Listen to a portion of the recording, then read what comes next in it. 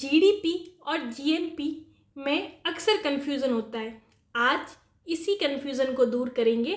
GDP gross domestic product, इसका मतलब होता है एक देश की सीमा के अंदर एक वर्ष में जितनी भी वस्तुओं और सेवाओं का उत्पादन होता है उसको जीडीपी के अंदर गिना जाता है। उस सीमा के अंदर देश के नागरिकों और गैर नागरिकों दोनों के द्वारा किया गया उत्पादन उसके अंदर गिना जाए। फॉर एग्जाम्पल, रिलायंस के द्वारा किया गया उत्पादन भी जीडीपी के अंदर इंक्लूड किया जाएगा। और अगर जापान की कंपनी मारुति सुजुकी अगर भारत में उत्पादन कर रही है, भारतीय सीमा में उत्पादन कर रही है, तो उसको भी जीडीपी के अंदर गिना जाएगा। दूसरी टर्म है जीएनपी। जीएनपी का मतलब होता है एक देश के नागरिकों के द्वारा विश्व के किसी भी कोने में किया गया उत्पादन जीएनपी के अंदर गिना जाता है। ध्यान देना है, विश्व के किसी भी कोने में देश के नागरिकों के द्वारा किया गया उत्पादन।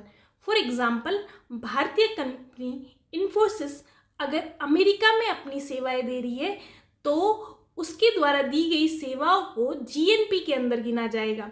और जीडीपी देश की सीमा के अंदर के उत्पादन को देखती है, वही जीएनपी देश के नागरिकों के द्वारा किया गया कहीं भी उत्पादन को सम्मिलित करती है। धन्यवाद।